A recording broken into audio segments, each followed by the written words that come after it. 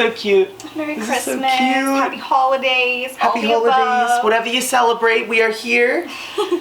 Whatever you celebrate. It's so cute. This is a very special episode of the Mystery Files, our Under the Tree special. Because we're under the tree and we're so special. We're so amazing, and so our what we're about to do today. Yes. So I feel like we should just get into it and explain what this special is all about for everyone. Yes. So this is our Christmas special, and what we did is that we got 10 mystery cases in here that were either brought to us by our friends, our family, or Santa himself. Santa himself in the flesh. He sent these cases just for us, for you guys. He sent us these true crime, supernatural, like horrifying cases for us to do for you guys Merry on Christmas. the show. This is what we wanted, so Santa sent it, and thank you so much, Santa.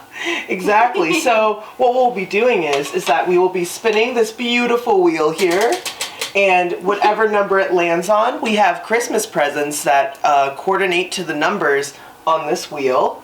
And inside the little bags, we have all of the little mysteries sent in by the lovely humans. And we have Santa. no idea what they are. They're all randomized, so we have no idea what we'll be opening, and we'll be reading it, taking turns in between. It's going to be perfect. And then there's also little things on little here. Ghosty. There's a ghost and there's a little magnifying glass. So when we hit those, it's going to be a little crazy, because that's when we're going to talk about one of our favorite mysteries. So just hold on tight. We'll get there. It'll probably be a case that we've done before, and you're just going to hear a little more about it, so you can check out that episode that coordinates with that. So and then that person gets another spin too, right? Like they get to spin again to get the next mystery on the board. They get the joy of spinning again. So it's perfect. Perfect. So we should hop into it, huh? We got a lot of mysteries to get through. Let's do it. Okay. Do you want to go first? I was gonna say, do you want me to go first? Yeah, okay. do it. This is your special. You coordinated this. I'm so nervous. I'm gonna take another sip of my drink. I want a sippy sip. I really hope I don't get a long one. I don't want a long one first. You can do it. Oh, I should put my glasses on then. Here we go. You can do it. Oh, I gave it a good spin. You did. Okay, number 2. All right, we got number 2 here. Look at these guys. Look at these little Christmas presents. Numero 20. All right, so number 2, this mystery is, we will be covering, this is from Santa. It's Santa. the case of the Yeti. Wow. Santa said my uncle. Is that his uncle? He just called Santa out and said, The Yeti is actually Santa's uncle. Brought to you here first by the Mystery Files. Breaking news.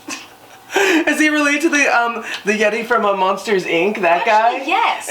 How did you know? That makes sense. He brings him snow cones during the summertime. Because he loves him. Alright, so the Yeti is a Himalayan folklore. It is an ape-like creature purported to inhabit the Himalayan mountain range in Asia. In Western popular culture, the creature is commonly referred to as the Abominable Snowman. I always wondered if the Abominable Snowman and the Yeti were the same thing. They kind of sound like they're different, but I guess they're the same thing. I guess they're the same thing. Santa would know. I wonder if they like get annoyed. They're like, no, like we're distant cousins. We're not the same thing at all. We're literally cousins. Get a grip. Yeah, and it looks like supposed evidence of the Yeti's existence includes anecdotal visual sightings, disputed video recordings, photographs, and cases of large footprints in the snow. Some of these are speculated, or some believe them to be hoaxes as well. Ooh. How do you do a hoax of like a giant footprint in the ground? They're like, yeah, that makes sense. Also, it's just like a snowy Bigfoot. Yeah. What? Or a snowy Bigfoot. Like, it's a snowy Bigfoot. But also, like, what if someone just has, like, snow blindness from the snow because it's, like, reflects off and blinds them? They could just see something crazy like that. No, yeah, I mean, I see, like, I was just like, seeing crazy stuff all the time. I have weird visions all the time, guys. There's, like, therapists watching this, and they're, like, writing it down. They're like, That's an issue. I'm just, like, trying to picture how you would, like, fake a footprint. Like, do they have to make, like, a giant mold of it and just go in the ground and then just, like, try to, like, clean up their footprints? This'll get them. Yeah. They get a clown shoe. This is perfect. God. Have you ever been, I haven't been on it. Have you been to Disney World? Yes. Have you seen the, like, in the Animal Kingdom, they have the, like, Mount Everest ride? I went on that. You did? It was fun. Yes. You weren't scared? I like them fast. I like them fast and crazy. You like them when they, like, attack you with their hands. I like when I'm afraid. That ride's insane. I know. I like to be afraid. That's why we have a mystery show. I like the fuel of it all. Oh my god. So it looks like here as well, folklorists trace the origin of the Yeti to a combination of factors, which include Sherpa folklore and misidentified fauna such as bears or yaks. Yeah. I could see that. Can you imagine seeing a yak and you're like, Yeti! That's a Yeti for sure, I know. I would know. Oh my god. And it looks like as well, the Yeti is often described as being a large bipedal ape-like creature that is covered with brown, gray, or white hair. And it is sometimes depicted as having large, sharp teeth as well. Aww. I didn't know they were like referred to as brown, gray before either though. Like I know white I thought hair. they were all just like white. Yeah. But I guess it could be Bigfoot if it's brown. I feel like that's where they're coming from with the whole like bear thing. Yeah. Because bears are brown usually, so. Yeah. Oh my god. It's just what if it's just a polar bear? Oh, Big little feet. Are there polar bears in the Himalayas? I don't know. Do I look like a scientist? Maybe we should look it up. We're gonna like, geography teachers are watching this right now, like shaking and like you're throwing an up. idiot. I don't know. There Oh my might God. be. Is it called? I'm What gonna if look it that's up on my here? phone. No, I'm not. I'm gonna stop talking. Where's the Appalachia? Right? I'm gonna look like an old woman, like trying to like do on my phone here. It's gonna be me reading soon. Like saying, That's why I have my are glasses polar just in bears case. in the Himalayas? Watch us like, no, you idiot. You dummy. They do not live in the Himalayas. Just ignore but brown mine. bears do. Oh, then yeah, we're fine. Cool. Any sort of white bear living up there? Any type of bear, it's fine. Any type of bear. As long as it's painted in white, it's fine.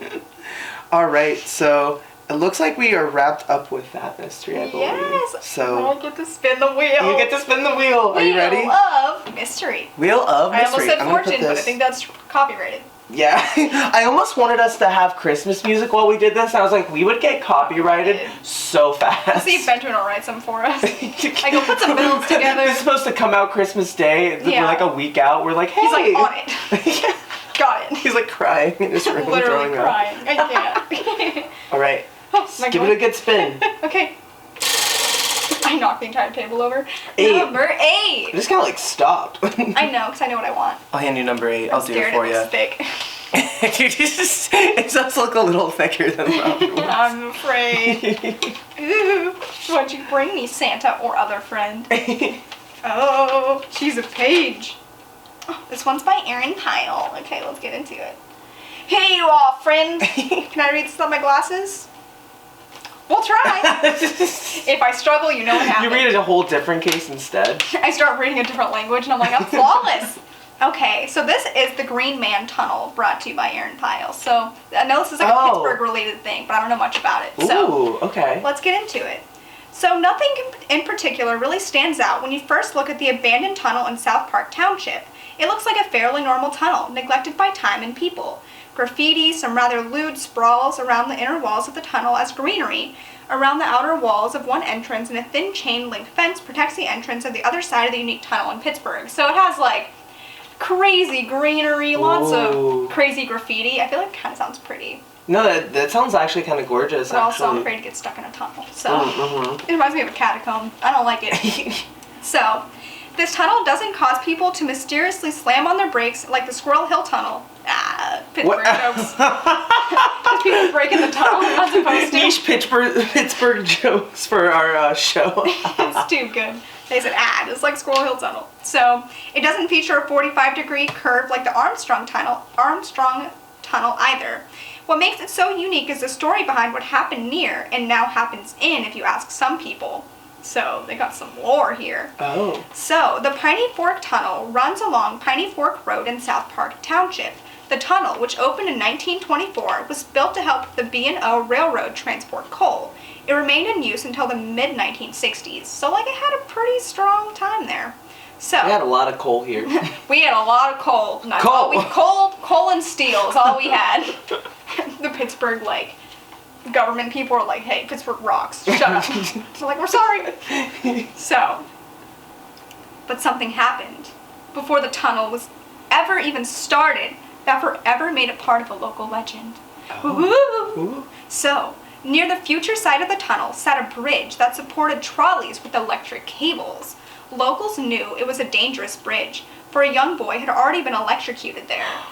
What? So, I didn't know that. Whoa, I mean, I was gonna say, you're, like, very, like, good at reading this for never seeing it before, too. No. I was like, dang. Thank you. Whoa. It's expressive. So, if I'm more excited about certain things, I don't know what I'm going to be reading next. So I'm sorry if my You go tone into sounds and they're like, electrocution. Oh, young boy's electrocuted. Not funny, but I speak like this. I'm sorry.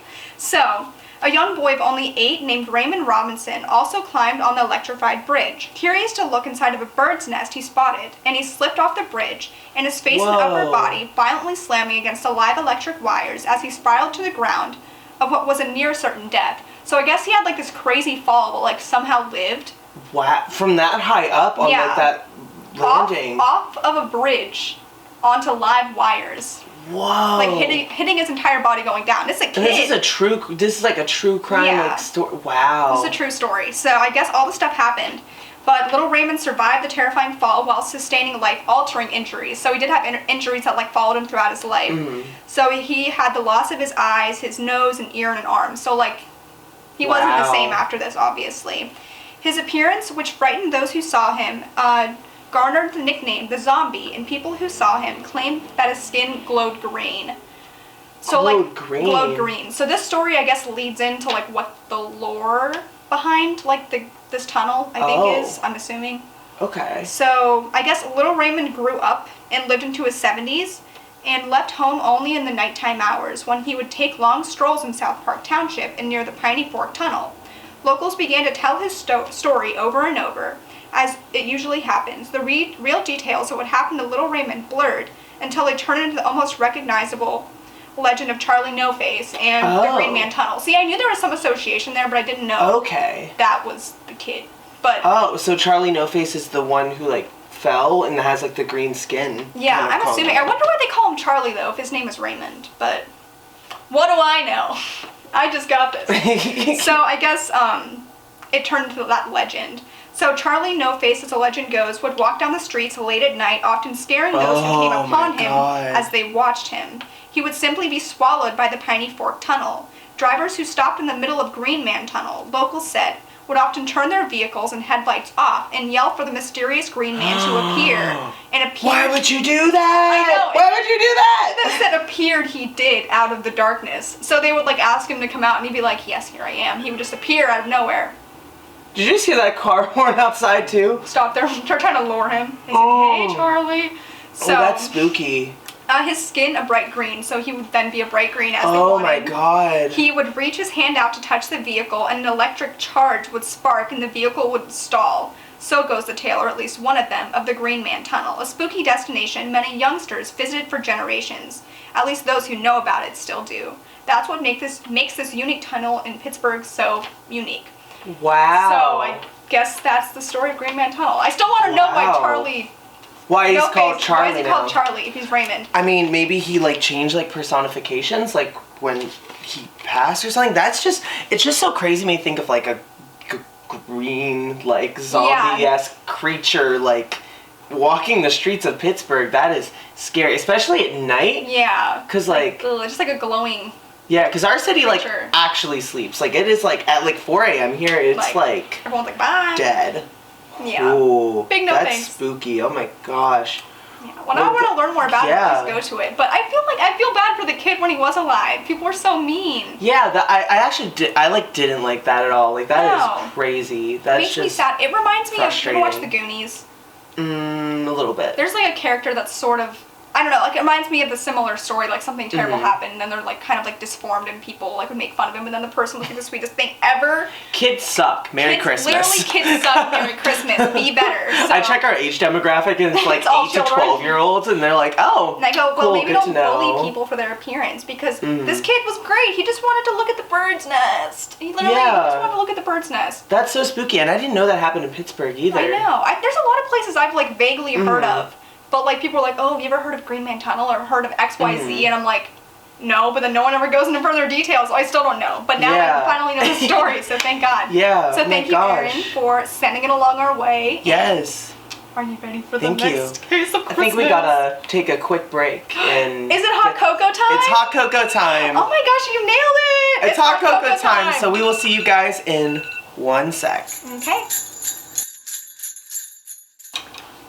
We are back! We're back with our cocoa. We're ready to rock. We got our little refill here. Santa said, Merry Christmas. And I said, thank you, Santa. This is pretty good. Pretty good. I put caramel in mine. I put chocolate in mine because I'm obsessed. I put chocolate and caramel. I said sugar. We made these in the microwaves, guys. We did. And Tiffany's didn't explode. We were scared that her mug would explode. I didn't know if it was microwave safe, but he was this Christmas. Thank you. All right, so I think the next thing we have to do is we have to take the numbers that we've already done off the wheel. Yes, and that's 8 and 2, right? Yes. Where's the marker? We don't need a marker. We just need an eraser. Oh, you're so right. It is so 8 we did 8 and 2. Where did and the 2. bags go? Oh, I put them under the table. Oh, I was like, what? Yeah, it's just number 8. Okay. You can be our eraser boy. Oh no, this is bad. This is really this bad. feels like we're in school again. Is it? Don't forget number 2, you rat. I was crossing. You can't erase a bag. Okay. I thought you were trying to like erase the Sharpie number on the bag. I was like, Logan, that's not gonna work. Oh my god. Alright, are we ready to spin again? Yeah, it's your turn, crazy. Whew, okay. I act like we're not already like rolling. Okay, here we go. We're rocking and rolling. 10. Ooh, you live on the edge, friend. You live on the edge. Alright, number 10. In the little baggie. Gotta show off the bag. It's a little snowman for anyone who can't see it. My snowman. My snowman in the winter. In the winter. It's not the words. In the weather we can build a snowman. No, remember that snowman song from TikTok? Uh-huh. Ooh, okay. What is it? Alright, so this one is also from Santa. I'm getting all of Santa's gifts. Santa doesn't give me the spot, apparently. Alright, so this one is called Devil's Road, otherwise known as Consort Road, which is also a Pennsylvania thing. Ooh, okay. Alright, so Consort Road is a long, curvy, and narrow road that is located just above the Delaware border in the town of Chadsford, PA. The road has such a haunting history that it is now known as Devil's Road. Even more, it is so famous that the woods surrounding it were used to shoot the blockbuster movie, The Village. I've never seen that movie. Is it a horror movie? I don't know. Possibly. What if they were like the Blair Witch Project? I'd scream. The Christmas Village. Alright, so the legend of the road begins with the story of a mansion located within the forest known locally as, you're gonna love this, the Cult House. Ooh. Oh, Merry Christmas, we got a cult. Oh my gosh, this American Horror Story? Honestly? Yeah. Yes. So, once owned and operated by the wealthy DuPont family, the Stone Mansion did house a cult of some kind. As the locals told us, it was common for the DuPont family members to marry their cousins in the house so that the family's wealth would stay in the family. Others dismissed the notion entirely, pointing to the fact that the house was home to Satanists instead. So... we just have to That was a lot. take a step back. So they married their cousins, and then they're like, no, they don't marry their cousins. They're just Satanists. They're not doing incest. They're just Satanists. Oh my god. Oh my god. How What? like How have I never heard of this? First off, Yeah, it's right? a Pennsylvania thing. yeah. Very Tucky of us to do.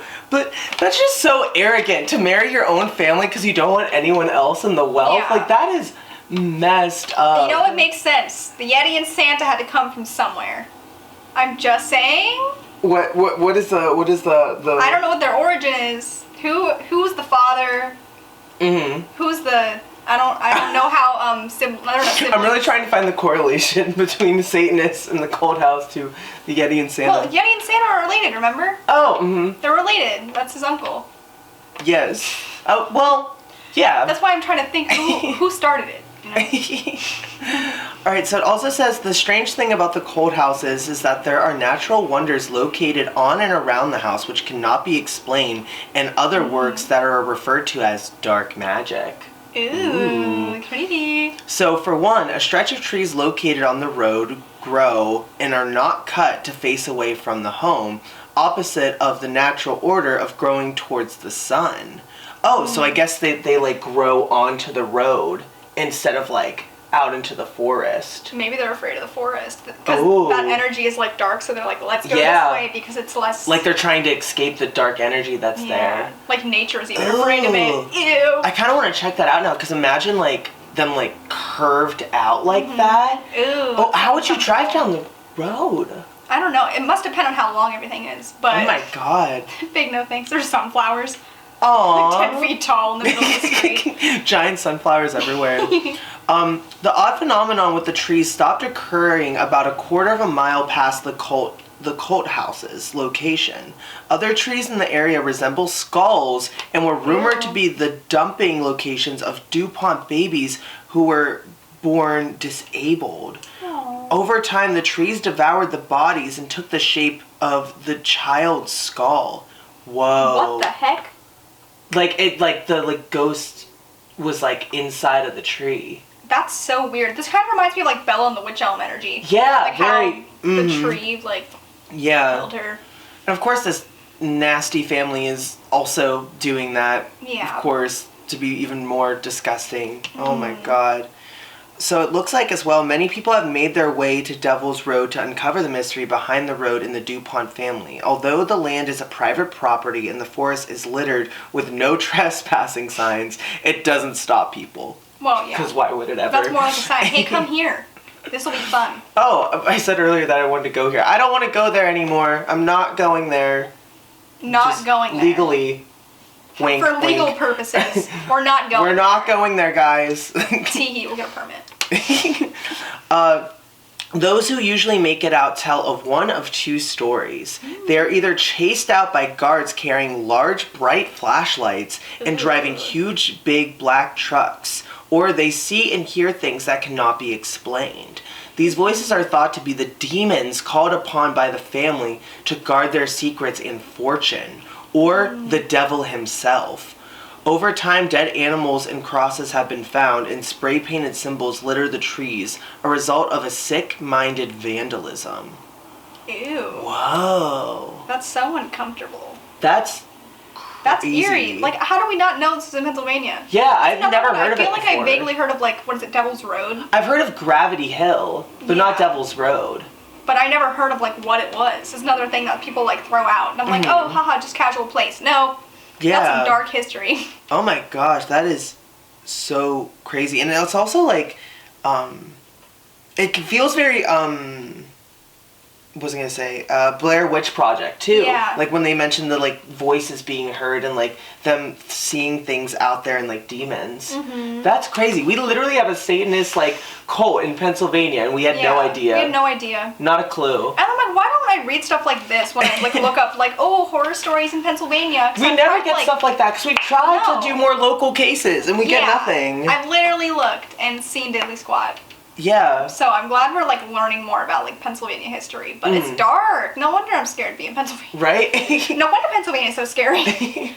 But all right, so I guess with that, you're up next. Do you want to erase your number? Oh, yes. With your little eraser. Which one was it? 10. It like says it there. I'm like the one it's still on. You mean the one it points to, Logan? The one the arrow is pointing to? Oh my god. Okay. All right, take a good spin. This one's for you, Santa.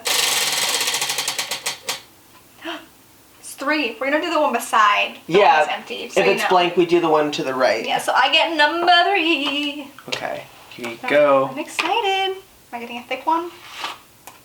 Maybe. It looks pretty thick. Yeah. I always get the big one. Well, it's got a little 2-pager, so. Let's see here. Okay. Oh, that's not bad. It's like 1.5. This one's by my sister. Shout out to Stephanie. Her name's Stephanie Hildbold now. Isn't that weird? Oh yeah, she is married, huh? She's married! Oh my gosh. So, this one's called The Mud House Mansion Mystery. So, let's get into it. Let's go. So, almost every detail about the Mud House Mansion is riddled with mystery, which is perhaps what made the building so attractive to ghost hunters and thrill seekers. So, she's got some history. So, it was built sometime in the late 1800s on the Little Hill in Lancaster, Ohio, and sold in the 1920s to the Hartman family, who are still the owners of the property. though the family name switched with Lula Hartman Mist's inheritance. So this is like sounding like a real murder mystery house. Like there's an inheritance. It's like setting up for a whole bunch of scandal and intrigue. So, sometime in the 1930s, the house slipped into abandonment, and the ensuing years reportedly played host to transients and traveling hippies.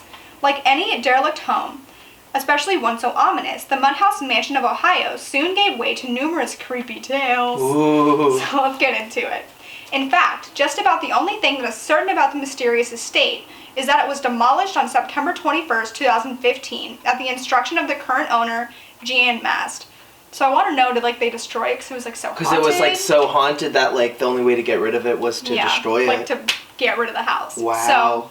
So over time, the burden of owning the home laden with folklore became too much for Jeanne, who often watched for trespassers herself or would hire informal guards to keep out would-be legend trippers.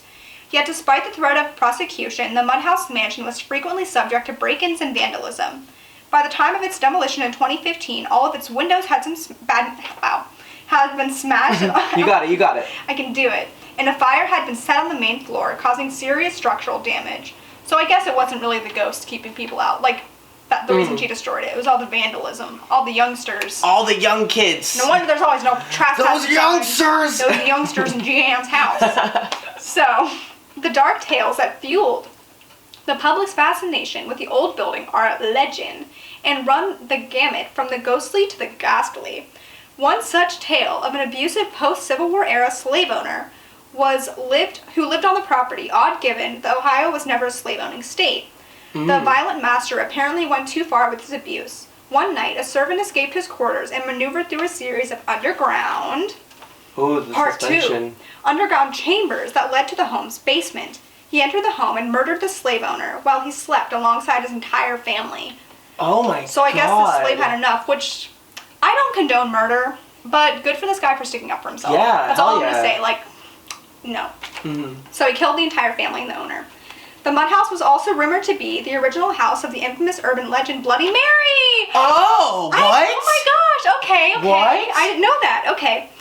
Though this well-known urban legend pales in comparison to the mansion's other grisly, ghostly stories. So it goes, a family moved into the Mudhouse one day. They were seen unloading their belongings. But after the last box went in, the entire family disappeared behind the closed door of the house. They literally disappeared into the house. Neighbors presumed the new arrivals simply preferred to keep to themselves, but after not seeing any activity for some time, they called the police. This is where the story gets creepy. Even the origins are dubious. Upon entering the quiet home, police found the entire family hanging from the ceiling, dressed completely in white. What? And that's the end of that story. It just ends like that? What? On a major cliffhanger of an event. What? Oh my god. I had no idea that was the origin of Bloody Mary. What? Yeah, maybe just the house. Maybe there's more to the story because I don't know how that leads to the origin of Bloody Mary. It seems like there's more to dive into with that. That's kind of interesting. Wow. That is. I had no idea. This is actually kind of what I wanted out of this special, I guess, for us to see some mysteries that we haven't been able to cover for a full episode because we just didn't know, or we haven't been able to find research on it. That's crazy. Yeah, the fact that there was a crazy murder happened in this house, and then this other family moves in. And it's gone now, right? Yeah, it's completely gone. It's demolished now. I won't keep that around. Ugh. That is so spooky. That is eerie too. The fact that woman was I'm living in this house, and then was Al, this after all of the tragedy that's happened. How could you live in there when two families? Just and then vandalism was the thing that cut you from it. Yeah, she's all these kids and the vandalism, and I'm how about all the spirits probably living in your house? It wasn't the demons that did it for me. It was the youngsters. It was the youngsters and your vandalism for me. So thank you, Stephanie, for this story. Yeah, thank you so much. Literal chaos. My gosh. All right, so we're going to take a quick break and have a word from our sponsors. Yes. Us. Take it from here, us. This episode is brought to you by Anchor. If you haven't heard about Anchor, it's the easiest way to make a podcast. It's a free app, and there are creation tools that allow you to record and edit your podcast right from your phone or computer. I know we've used it to edit a lot of these episodes, and it's just really, really well done. And Anchor will actually distribute your podcast for you so it can be heard on Spotify, Apple Podcast, and many more other streaming services, such as one you might be listening to through now that we're not talking about. Yeah, exactly. So. With all of our little fun bits, you get to hear every little episode. It's all thanks to Anchor. Yes, thank you, Anchor. So you can actually make money from your podcast with no minimum amount of listeners. That's really cool. So we're going to make some bank. We're able to get started like right now, which is awesome. And it's everything you actually need in a podcast in one place. So yeah, we just want you to download this Anchor app or go to anchor.fm to get started. Yeah, I mean, like, it's like a really like great app, and I feel like it's really helped get us like a lot of exposure right now. So yeah, guys, please go and download the free Anchor app or go to anchor.fm to get started. Thank you, Anchor. Cocoa is freshened and my heart is set. Yep, said what I said. I guess that's our back now. I was gonna do like a countdown and be like, and we're back, like we're news anchors, but that's our back now. So you're welcome. Just naturally strange. I don't know. I do what I do. All right, so 3 is being erased from the board. Thank you, Stephanie. Lean over. Yes, thank you, Stephanie. Thank you, Stephanie. We were just talking during the break that we're gonna try to like maybe look into Bloody Mary some for maybe the next season. So this is giving us some ideas as well. I want to know more about this situation. You can't leave me on a cliffhanger like that. Exactly. All right, here we go. It's so pretty when it moves. I know. 4. Oh, numero 4. Right. Number 4. You're gonna get another short one. It might be a little bit. It might be big. We'll see. It's like, also. Pretty little wreath moment. Bags brought to you by Logan. Oh. It's a little one. I get like a page and a half. That's okay. You get books. All right. A reader. My gift is from Santa again. They're going to say Satan. I was like... My gift is from Satan. The Cold House? Maybe Satan was their parent. Yeah, that would make sense. That checks out. Yeah. That checks out. Santa's good. All right, so this is from Santa. This is about, I guess, the distant cousin of the Yeti and Santa Claus. It's Bigfoot. Ooh. All right, we've been wanting to do Bigfoot for so long. I've been telling you I've wanted to do Bigfoot This is your time. It was meant to be. Santa knew. All right, so Bigfoot, also commonly referred to as Sasquatch, and a purported ape-like creature said to inhabit the forests of North America, a prominent subject within Canadian and American folklore. I never think that we have folklore until I see stuff like that, and it's like, I guess we do have folklore. We have some. Yeah, we have a little. We have like generic. We have Bigfoot. We have we got the Mothman. That's pretty cool. No, That's pretty cool. Good. He's pretty good. Supposed evidence of the existence of Bigfoot includes numerous anecdotal. This was in the Yeti one too. Yeah. Visual observations as well as disputed video and audio recordings, photographs, and casts of large footprints, just like the Yeti. Hey, what are you doing? Same things are speculated or known to be hoaxes. Bigfoot has become an icon within the fringe of oh my god, I need to speak. Within the fringe of subculture of cryptozoology and an enduring element of pop culture. Folklorists trace the phenomenon of Bigfoot to a combination of factors and sources, including the cultures of indigenous people across the continent, the European wild man figure, and folk tales among loggers, miners, trappers, and prospectors. Wishful thinking, a cultural increase in environmental concerns, and overall societal awareness of the subject has been cited as additional factors. Oh, so the majority of mainstream scientists have historically discounted the existence of Bigfoot, considering it to be the result of a combination of folklore, misidentification, hoax, and rather a living animal. What do scientists know? Yeah, I feel like it's every episode. We're like, what do they know? What does the scientists really know? I thought what the interesting part of this is that they're saying that Bigfoot caused an increase of people in culture caring about the environment. That's right. Environmentally friendly. Is there people who are like, we need to stop global warming because what are we going to do about Bigfoot? Bigfoot needs a home too, guys. Save the forest. Stop forest fires. Save the forest. Only Sasquatch can prevent forest fires. Only Sasquatch. He just like picks up like people with his bare hands and like throws them out of the fire. Sasquatch is a fireman. Aww. Wait, that's kind of it. What's that one bear? Smokey. What is Smokey Bear and Mr. Bigfoot friends? And he's also related to the Yeti Santa. And Satan. And Satan. We can't forget Satan. Well, this is Christmas special, so we're getting the family together. About love. It's all about love and family and a satanic cult. I love God. The more I say Satan, the more afraid I become for my soul. So I'm gonna keep saying. We're gonna hear a knock at the door. It's like it's 3 knocks. We know our time has come. We're getting dragged out by the Grim Reaper, dragging us down the street. Merry Christmas. But he has sleigh bells. Oh my god. Oh god, that's so great. Oh my god. All right. So it is now your turn, my dear. Oh, thank you very much. Okay, here I go.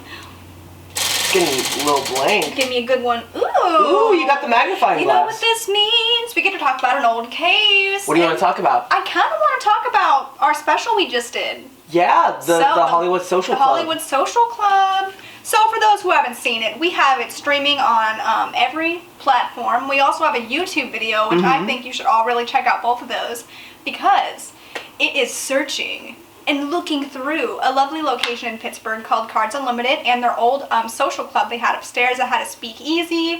They have some mafia tales that happened up in there. Yeah, it was amazing. It was really a fun special to do. I look forward to doing more cases like that in the future. It was fun to be on location. We also got to interview a lot of people. Got to hear some ghost stories. Which was amazing, which was so good. Yeah. Yeah, and if you guys want to check it out, the video version is on our YouTube. If you type in the mystery files, we'll come right up there for it. And then also it is on all of our streaming platforms as well. So wherever you're listening to this, it'll be on there too. Yeah, so go check it out. That's my favorite one, so go check it out. My favorite one, well, I have a lot of favorites, but I think that one's just more recent in my mind, and we got to work with a lot of people. Yeah, so. no, it was great. Yeah. Do you want to do another spin on it then? Sure. Oh yeah, I guess I don't have one beside this. Yeah, you get I think we decided you get an extra spin. What if I get the second wild card? I talked about another case. You're like, I didn't like anything else we did. 7. Good, I got a 7. Perfect.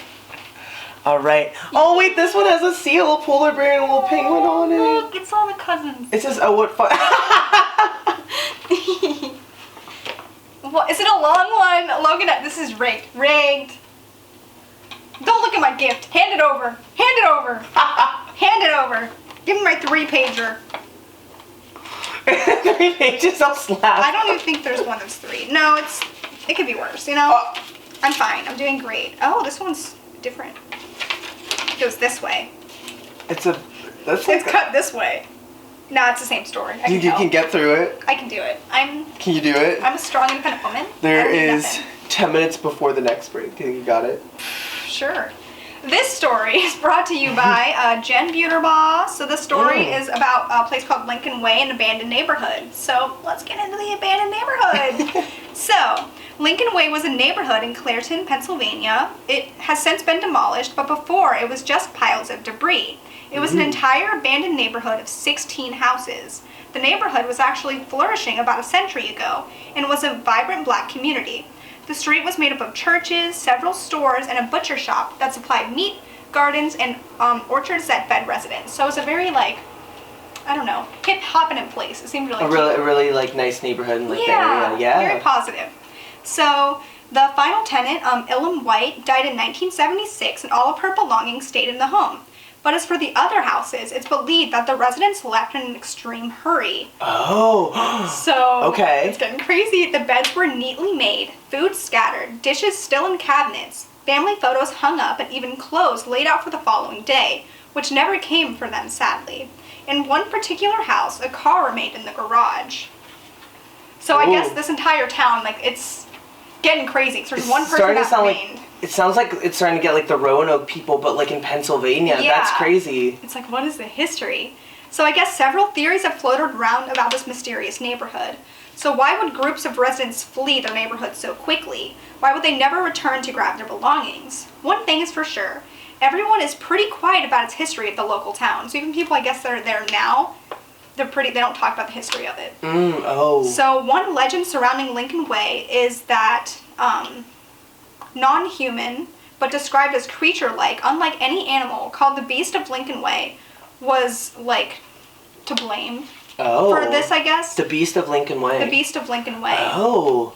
So people claim that residents would be tormented, pets would go missing, then later found disfigured at the forest edge surrounding the town. What? That's horrifying. So, as well as gardens were torn up by Bigfoot-sized paws! Bigfoot! It all comes back. It all comes back around. Look at all these people, like, knowing. Just having, like, a good sense of what our show's about. The special has had a lot more Bigfoot in it than I was expecting it to. Bigfoot's an amazing guy. I know. Pretty good. We know the guy. I know the guy. He's my distant uncle. So these paws were too large to be a native animal in Pennsylvania. Residents claimed to hear thumping, rattling, and scratching outside of their homes. The number of people in Lincoln Way began to drop. In the beginning, a few people left and one resident died from old age. Following this, the entire community picked up and left as well, not saying a word. Out of pure fear, the residents left, and if they thought they were facing death, of course, they wouldn't have left, like, furniture, clothes, etc. So, like... Yeah, neatly, too. They said neatly. neatly, which means they were, like, prepared to leave. Yeah, it's just like, what happened? So, I guess, from an architectural afterlife article written by a photographer named Johnny Jew, he recounts the experience of a young man and his friend visiting the abandoned neighborhood at night. They arrived in hopes of debunking the urban legend, but didn't prepare to believe in it. They parked their blue pickup truck at the start of the street and went off exploring the houses. So I guess as the sun went down, they started to exit one of the homes. Upon exit, they heard 3 long scratching sounds, followed by a loud bang. So, like, they're just out in this town. Like this? And then, yeah, you get it. So they noticed it was coming from behind the house, and one of the guys wanted to check it out, still wanting to prove the legend is false. He snuck to the backyard, staying close to the house. He inched his way closer to the noise. He could hear something large creeping towards him, and all of a sudden a deep growl sent fear through his body. He could see the beast on all fours, and as large as a horse, and seemingly thick black hair. So, like, he's seeing this creature, live in living color, standing in front of him. I'm like, oh my god. So I guess he just stood silent in horror as the creature's, like, razor-sharp teeth and claws, were coming at him. He hears another growl, and with that, they take off running to the truck and they just rushed away. Oh my god. So for a moment, the headlights illuminated the trees, and the men saw numerous sets of shining eyes, like, in the night. Like sets of them, not one, Yeah, like not a one. bunch. Like, they just see a bunch of glowing eyes in the distance. Is that it? Is that the cliffhanger again? That's literally the story. Oh my god. So it's like, this all happened in this creepy town. These people just, like, disappeared. Where in Pennsylvania was this? Clairton? Clairton, really? Yeah, is that close to here? Is that close to Erie? I think it's closer to Erie, but it's like that not makes sense. far. That's why I was like, Jenny would know because she is from Erie. That's crazy. Yeah. That's, my gosh. That, just like I said, that reminds me a lot of the Roanoke people, like, Really? stories a little bit. Yeah, because they're like the lost colony. Yeah, I guess they disappeared. I forgot. We did an episode on them too, didn't we? Did we? Did we? Or maybe we talked about it before? We talked about it before, for sure. Yeah. I don't know if we have one on the podcast yet, though, but maybe that's another one we'll do for another season. Coming. That's really cool. I'm just surprised how much we've learned about Pennsylvania, like, I know. mysteries I'm not in here. We didn't ask people for, like, Pennsylvania mysteries. They just went, here's some good ones you've never heard of, sisters. Aww. So, it's like a love letter, all supernatural, like, Pennsylvania things. Yeah. That's crazy. So, thank you to Jenny, you beautiful Thank human. you. That was a great, I really like that one. I think it's great. All right, but so. do you want to top off our cocoa and we can even write letters to Santa on I would love to do that, yeah. Okay, guys, we'll be right back.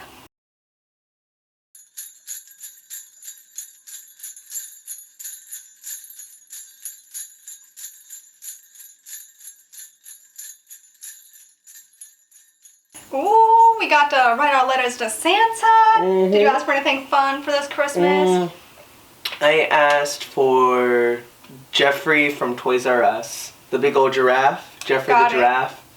That's all I want for Christmas. Thought there was like a man named Jeffrey working at Toys R Us and you're like... I want Jeffrey. I want him. Bring me. I want you, Jeffrey. Not this Christmas. Maybe next Christmas, but not this Christmas. I didn't expect it to be like that. Oh my god. I knew it was going to go there. Well, like, I asked for a crock this pot. Is what you... This is what you get for having a gay as a Christmas host. Or as a host in general, I guess. As an anything host. That's when you have Logan as a friend. Yeah. Alright, so we're on to We're erasing 7. 7 doesn't exist anymore. Thank you, Jenny. Thank you, Jenny. All right. Yay. Now it's my turn to spin. Spin that wheel. Hopefully I get a long one. Maybe I'll manifest it. Wish we had like a live studio audience. Yeah, they're like, oh, spin that wheel of misery. Yeah. All right, so to the right, so it's 5. 5. Look at you. All right. You know what's up. All I know right. the stuff. Oh, I think I might have a chunky one. So you're like, ha, little snowman here. You're like, about time. It's about time. Oh wait, maybe not be as long as I think. It's not. Nah. It's just a bigger piece of paper. Nah. All right, this one is from Benjamin. Oh my gosh. It's from Benjamin, our producer. Yeah. Thank you, Yay, Benjamin. Thank you, Benjamin. All right, so this is the mysterious disappearance of D.B. Cooper. Ooh. All right, so on Wednesday, November 24th, 1971, a man identified as Daniel Cooper bought a $20 one-way ticket on Northwest Airlines on Flight 305 from Portland, Oregon to Seattle, Washington. He carried a briefcase and a brown paper bag. $20 for a flight.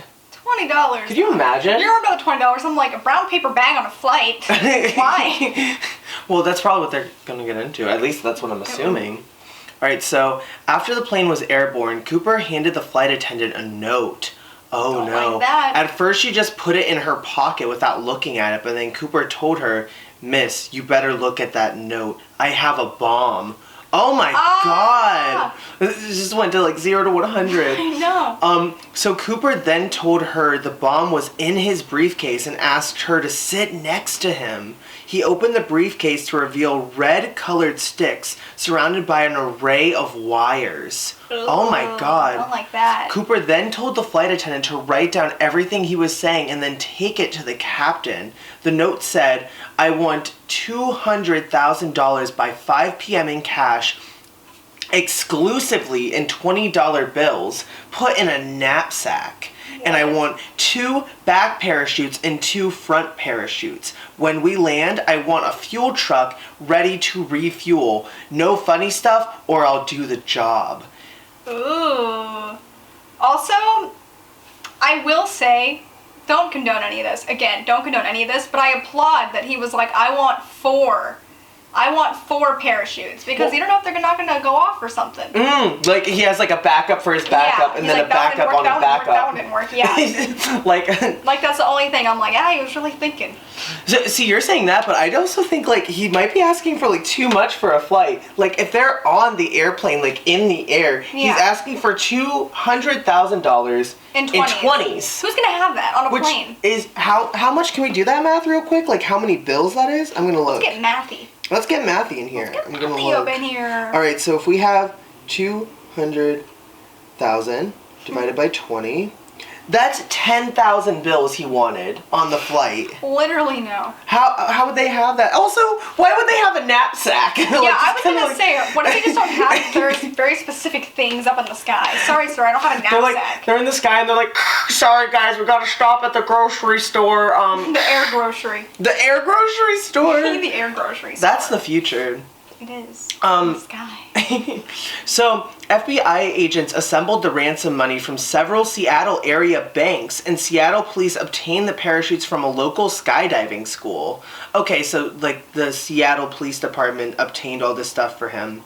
So when Cooper claimed his demands were met, he allowed all passengers and some of the crew to exit the airplane. Cooper told the remaining crew to refuel the plane and chart a course for Mexico City while staying below 10,000 feet. During the flight, Cooper put on a pair of dark wraparound sunglasses, which would make it into the official sketch and become famous with anyone investigating the case. I feel like I've seen that picture before. Yeah. Now that, like, I'm hearing this, Like I you think... can visualize Wasn't it like glasses or something like that? Maybe like some like sunglasses, like shades? Mm-hmm. That's what I'm thinking at least. This is wraparound. Like, what does that mean? Like just... Yeah. Like goggles? Yeah, so... Alright. Where did I leave off? Oh yeah, the wraparound glasses. So... Alright, so... A little after 8 p.m. and somewhere in between Seattle and Reno, Nevada, Cooper jumped out of the rear door of the plane with 2 of the parachutes and the money. And I just like the sentence. It says, he was never seen again. Just. I mean. Well, that's what I was going to bring up is, Yeah. I feel like if he has this many demands and, like, does not want to be traced, he had to have done something real bad to get out of, like, the States. Yeah, the fact that, like, the police or, like, all the people that were involved in this didn't, like, do some sort of tracking in the situation. Like, oh, let's put, like, a tracker on, like, one of the I guess that would have been hard to do. Oh, a parachute. That's like like putting something that, like, follows him so at least they can, like, get him into custody when he does land somewhere. Oh, my God. What year is it again? This was 1971, so it's the 70s. Well, that that explains it. And obviously, everyone on the show has heard already that 70s and 80s just so much true crime has happened. All the detectives don't do their job. Right. Not into the police. Well, I was actually going to say they did a pretty good job with this, getting like everyone through safely. Like the safety aspect they did. But I think they don't want to follow him. But at least we'll get them next time. We'll get them next time, boys. So it says, despite an expansive manhunt, so they did go on a search for him. And over 45 years of searching, no conclusions have been made to the man's identity or his fate after he jumped. It is called one of the greatest cold cases in FBI and U.S. history. Ooh. Wow. Okay. That was a good one. Okay, Benjamin, I see you. Thank you, Benjamin. He was probably waiting for us to do that for a while. That's been in the back pocket for years. He's like, do I got a mystery for you? And he pulls them out. Sends it straight to the email. Alright, so yay. They're erasing 5. No, we're all 5. Alright, and it's your turn to take a spin. We only got 3 cases left. Oh. They said, I want more cases. Give me more. 6! Oh, you landed on it too. Yeah. Alright, 6. We got a little Santa. It looks chunky, but I don't know. Don't tell me that, Logan. It feels pretty thick. Santa. He loves. Okay. Oh no! Guys. Ooh. So let's get into it. So, this is brought to you by Nadia Krouse. Love her the most. So, thank you, Nadia. They might knock on your door on a late wintry night. You may see them approaching your car while you are waiting at the signal or a gas station. It might seem like they need help, or they might just stand still for no reason. These children do not look threatening. They would want to get in your house or your car. They will be persistent. Suddenly you will notice something is not right about these children. Their eyes, pure black from lid to lid, dead black orbs devoid of sclera or iris, will chill up your spine. You have finally come across the black-eyed children. Oh my God. They want to get into the car too? They want all of it. They can't drive their children. They said, let me in. Get me, I want to learn how to drive. Trick or treat. Give me my permit. I'm a literal child, let me drive your car. So, the black-eyed children, or black-eyed kids, is an urban legend of paranormal creatures that resemble children between the ages of 6 and 16.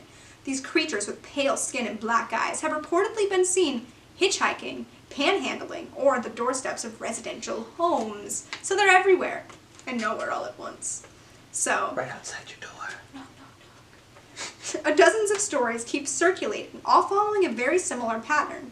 Kids with eyes completely blacked out appear at people's homes or vehicle, knock on the door, and then insist upon getting inside. Anyone who encountered them has almost immediately felt an overwhelming sense of dread. Besides blacked out eyes, these children typically appear normal. Sometimes their attire seems outdated. In extremely unusual instances, people have reported encountering creatures with talon-like feet. Ooh. So they literally see little talons. Oh, they're just like little birds. Like they got like feathers growing out on them. It's literally disgusting. Imagine seeing a kid with completely black eyes. They just have like these weird feet. What if you saw them walking? What if they walked around like birds, like did a little step? I wouldn't let that thing near my house. Big no thanks. So I guess no one really knows where or how these creatures like popped up. Some conspiracy theorists believe that black-eyed children are aliens trying to reach out to their Earth. So like they're not from here. They're like trying to signal to get out of this place. Horrifying. So I guess demonologists believe they are children of the devil himself, and if you let them in, the devil. It all comes back. Family. Family, togetherness. Keep it in the family. Happy holidays.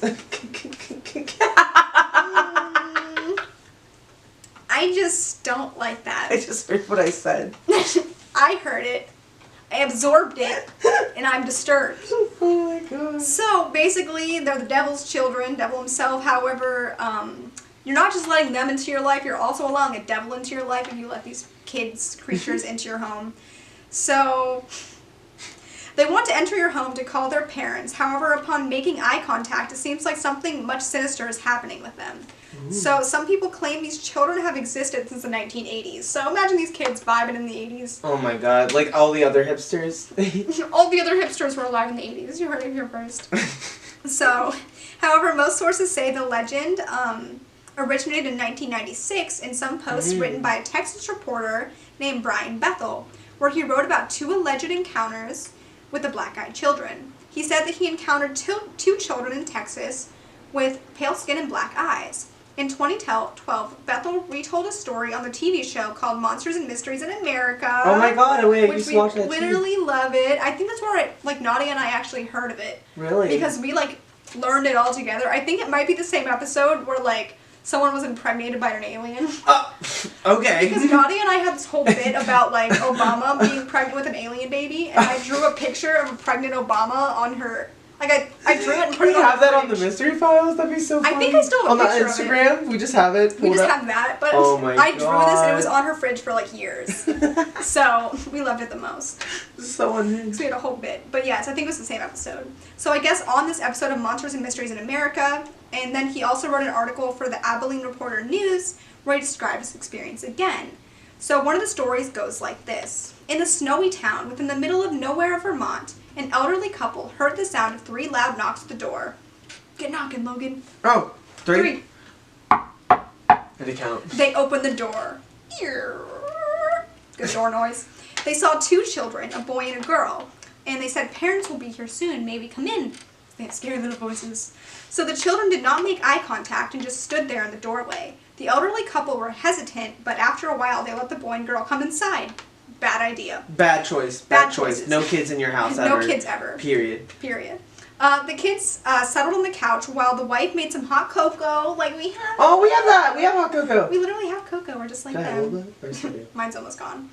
They made hot cocoa, and the husband asked them questions that went unanswered. So they just sat there, not saying anything. So the wife returned and noticed that the cat was scared and angry with the children. So the cat was uncomfortable by all this, which is always a bad sign. The cat doesn't like them. It's a no-go for me. So I guess then the kids were like, may we please use the restroom? Now they're British. Why? Because they can be. May we please use the bathroom? May we please use the restroom? On the train. Is that an actual name for bathroom? Yeah. Okay. So then the wife looked at the kids and she finally saw them for what they really were. So the children's eyes were as black as the starless universe. She directed them to the bathroom and returned to her husband, who was covering his face with his hand. And she was like, hey, did you see their eyes? And then the husband, showed her his hand, and it was full of blood. Oh my god. So I guess he was, bleeding into his hand. Just because of, them? From their, presence? It doesn't really say, but I feel like some people have, a sixth sense type thing. That, for, the supernatural, what it feels creepy. Their body's responding to, the chaos. I mean, that's how I felt after the doll episode. The Robert the Doll episode? I had, a weird feeling Logan that entire week. After that episode, it was not great. Yeah, I was not. These people weren't either, because I guess after all of this, their power suddenly went out and the house turned as dark as the kids' eyes. Ooh. So the wife headed to the restroom and was confronted by the voice of the kids at the end of the hall uttering, our parents are here. So. What? What? Why? What do you mean, kids? So the kids, then excited, and they exited the house, leaving the door wide open. So they just disappeared, leaving the door open. And the wife then noticed that there were 2 men at the end of the driveway. The 2 men were very tall and slender. The wife waved, but did not receive the same friendly gesture by them. The 2 men and children then drove away together in one car. So, Oh, so they, got away. They got away. Okay. Strange. So then I guess after that, the power, came back on a little later after the kids left. Throughout the next week, weird things happened in the house, though. So 3 of the 4 cats went missing, and the 4th had been found dead in the pool in its own blood. Makes me Whoa. sad. The cat. Wait, so they were, gone, so that it couldn't have been them. It couldn't have been them, but, it must have left. I know that, animals are more sensitive to that, too. So, some sort of energy could have, messed up something with the animals. But I guess even after that, the husband continued to have these nosebleeds and finally went to the doctor, where he was diagnosed with very aggressive skin cancer. So, it was also affecting him in some sort of way. So the legend even crossed bodies of water and landed in the great land of the UK, where in 2014... Oh, in the UK! In the UK! I knew they were British, love! So, the Daily Star wrote 3 front-page stories about sightings of the black-eyed children in the haunted pub in Staffordshire. So, ghost hunters who believed that the black-eyed children were extraterrestrials, vampires, and ghosts took these alleged sightings very seriously. So they were thinking they could be all of the above, not just one. So, the last little bit here, let's look at it. Nowadays, people still claim to see the black-eyed children when driving late at night down an empty road or outside of the windows late at night, or even lurking in the shadows of their room. Many people have reported seeing the black-eyed children standing in the corner of the room during episodes of sleep paralysis, which I would not want to see that. Oh, I see one right now. Just kidding, can you imagine? This is my We're home. sleeping. This is my peaceful place, my safe space. So they also see them walking in the middle of the night because they sense someone watching them. Oh my gosh. And like, I guess all these shadows were just these children and all of these like circumstances people seeing them. So oh my god, they're horrifying. scary. No, they're So black-eyed children are horrifying, and don't let kids into your house, period. Don't Never. Just don't go near children. Don't I think chance it's it. a safe bet, and I just want to thank Nadia for sending this beautiful case our way, because I love black-eyed children, I love Nadia, and this is our friendship in a nutshell. So I think it just really explains a lot. Explains a lot, and I thank you, Nadia. So, yeah. Only 2 more to go. Only 2 more to go. 2 more Christmas turn? presents. It is. Oh my gosh, okay. So we're going to end on you. Alright, here we go. Alright, so to the right and around would be 9. 9, or is it the ghost? You have to do your... Could do both. So, for the ghost, my favorite that we've done so far this year. I actually really liked the double feature we did with La Llorona and Evil Fairies. Yes! That was really fun. That was a lot of fun.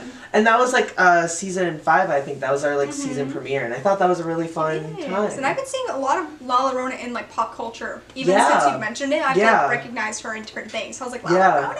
It's like really interesting to see, but it's just that was one of my favorite times. Oh yes. So you guys should go check it out. We have 2 different episodes, but they're a double feature. Yeah, so you can check them out on our podcast. On our podcast, just for you. Alright, so we're gonna do number 9. Inside number 9. Alright. Inside number 9, oh my god. Throwback. We got another little Christmas wreath here for you. Christmas wreath. Alright, so let's see. Ooh! Another small one. Whoa, jar. I'm just so blessed. You're so blessed. They go, Tiffany can read it all. So this is another one from Santa, and he wants to hear of the tale of Krampus. Okay, Santa. We talked a little bit about this during our Mystery Files 12 Days of Christmas on TikTok. Yes. Which you can follow our TikTok at the Mystery Files podcast. Yes, if you want to get back in the Christmas spirit, go check it out on our TikTok. Yeah, it was fun. I really enjoyed that one. Yeah. And we did that from home. You and I weren't together for most of those. No. We did perfect. It was a fun time. Alright, so the Krampus is a horned anthropomorphic figure in Central and Eastern Alpine folklore who during the Christmas season scares children who have misbehaved.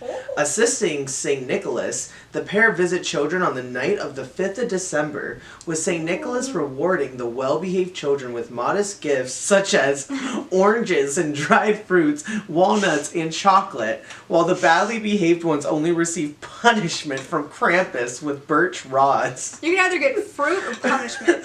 You either get fruit, nuts, or punishment. There was one Christmas, I checked my stocking and there was oranges inside. Look at you! So I guess I was like the good boy. I'm a little good boy. Maybe I've got punishment. It's my other gifts the past couple years. Krampus is outside your door right now with birchwood like, I've been waiting. You're welcome. Alright, so the origin of the figure is unclear. Some folklorists and anthropologists have speculated it is having pre-Christian origins. In traditional parades and in such events as Krampuslauf or Krampus Run, young men participate dressed as Krampus and attempt to scare the audience with their antics. That's the way. So we have something like that. We have like Krampus in the square. Do we? The Market Square, yeah, they like parade around and you can take pictures with them. That's fun. I want to go. It's super fun. Is it every day? No. Every day? I was like, no, this it's like just sometime. one day during like the Christmas season. It probably is the 5th of December. You know what? It probably That would make is. sense. That would them. make sense. So, Following history. such events occur annually in most Alpine towns, and Krampus is featured on holiday greeting cards called Krampus Karten. Oh, maybe Ooh. cards should get little Cards Krampus should get one. some. We have a Krampus one. You do? Yeah. I don't know what it says. Well, I'm gonna have to go to Cards Unlimited and get one now that I know that they sell the holiday cards. Holiday cards. Not playing trading cards. He's now banned from Cards Unlimited. I can't step foot in there. So since 2013, the character has become better known globally and having been a trade in Hollywood horror films. Almost unknown before this time, Krampus has become one of the biggest parts of American pop culture. Ooh, so fancy. We love Krampus. He's the guy. Krampus is such a guy. I've always wanted to like do like a full episode on Krampus, but I feel like I was never able to find enough information. Yeah. Like ever. It's one of those that just has like a short Just page. not enough for us to do a Not full enough. episode about it. So But it's he nice to gets the whole talk about him Christmas now. season to be celebrated, so. Yeah, exactly, which is my favorite time. Maybe I'll see you after this. I'll be like, hey, Krampus. You're heading home on the bus and he's like, hi. Well, what's up, baby? I love Logan. What's up? Oh my gosh, So wow. cute. We love him. So we will be on to the next one. What are the odds I'm going to land on it? What was that? 9? Mm-hmm. Just so I don't get confused. Okay, I can do it. 1. Land on 1. So it's to the right, so it is one. Man, I kind of wanted to land But straight you on wanted it, to land but on it. That's I okay. understand. I'll take it. But Alright. Santa. Oh, we landed right on him at the end. Oh, little Santa. Little cutie guy. I want to know, why do we keep opening your gifts? It's not your Christmas gift, Logan. Okay. I better do it aggressively, or else I'm afraid I was gonna mess it up. Oh, that is short. Oh, is this one from Santa? I guess so. This one's from Santa. And it's Santa on the thing. Oh my god. Santa. This one is Wendigo. Oh, you got the one I wanted. I don't really know what it is. So, Wendigos. They are a mythological. You got it. Last one. You can get the. I forget how to read the last one after all my words. A mythological creature or evil spirit which originates from the folklore of First Nations based in and around the East Coast forest of Canada, the Great Plains region of the U.S., and the Great Lakes region of the U.S. and Canada, grouped in modern ethnology as speakers of the Algonquian family languages. Look at you. Being able to read and all Impressive. that. Thank you. The Wendigo is often said to be a malevolent spirit, sometimes depicted as a creature with human-like characteristics, which possesses human beings. The Wendigo is known to evoke feelings of insatiable greed and hunger, the desire to cannibalize other humans, as well as the prosperity to commit murder in those that fall under its influence? What? I've never heard of this. So, at odds with its portrayals in 20th century and 21st century settler culture and indigenous representations, the Wendigo is described as a giant humanoid with a heart of ice. A foul stench or sudden unseasonable chill might precede its approach, possibly due to long-time identification by Europeans with their own superstitions about werewolves. For example, as mentioned in the Jesuit relations below, their own Hollywood film representations often label human-beast hybrids featuring antlers or horns with the Wendigo name, but such animal features do not appear in the original indigenous stories. So I guess that's something that's like happened post like the stories of the indigenous people. So in modern psychiatry, the Wendigo lends its name to a form of psychosis known as Wendigo psychosis. Oh, I didn't know that actually. Yeah. That's cool. It's characterized by symptoms such as an intense craving for human flesh or the intense fear of becoming a cannibal. I have an intense fear of becoming a cannibal. I don't want no human. You're like actually scared about it. You're like shaking. I mean, I've never had an urge to be a cannibal. You're just scared you will be one. I'm scared to ever have the urge wanting to become a cannibal because that's literally disgusting. So, I don't want that. Wendigo psychosis is described as a culture-bound syndrome in some First Nation communities. Other symptoms, such as insatiable greed and destruction of the environment, are also thought to be symptoms of Wendigo psychosis. Ooh, that's wow. Creepy as heck. I didn't know about the psychosis part. No, I didn't either. I didn't know it was like a real like thing that's like been coined before. Ooh. So I learned something new, even though I love Wendigos. Really? I've never heard of them. Me and my Like, dad actually name. bond every Christmas about Wendigos because we really like talking about it. Yeah. Yay, that's so cute. Yeah, they're really cool. Have you played Until Dawn, the game? You've heard of it. I think freshman year I had friends that played it, and I like was around them when they played. Well, that one's about Wendigos too, and that's like really cool. I believe also with Wendigos you can it's like forces of nature too. So like if you like disrupt the natural order of nature, Wendigos will come after you after like punishment because they're like watchers of the scarcity of the winter time. That's horrifying. Yeah, isn't that crazy? Ew. There's a new Guillermo del Toro movie that came out called Antlers, which is about Wendigos, and I really want to see it. So it's bad. out now? Yeah, it's like out right now, and I really want to see it. Yeah. That's so cute. Well, I liked wow. learning about all of these, and thank you, Santa, for Mr. Wendigo. Thank you, I'll Santa. have to make sure to watch Antlers. This is not sponsored, but watch Antlers. But, all right, it looks like we got through all of our gifts, and we have a little bit to spare, so yeah. I think this is the end. So thank you guys for tuning into the Mystery Files Christmas special. We made it through. Happy holidays. Happy Christmas. Happy Christmas. Happy everything. And we will see you guys for next season of the Mystery Files starting in January. We will. Okay, guys. All right. Bye. Bye.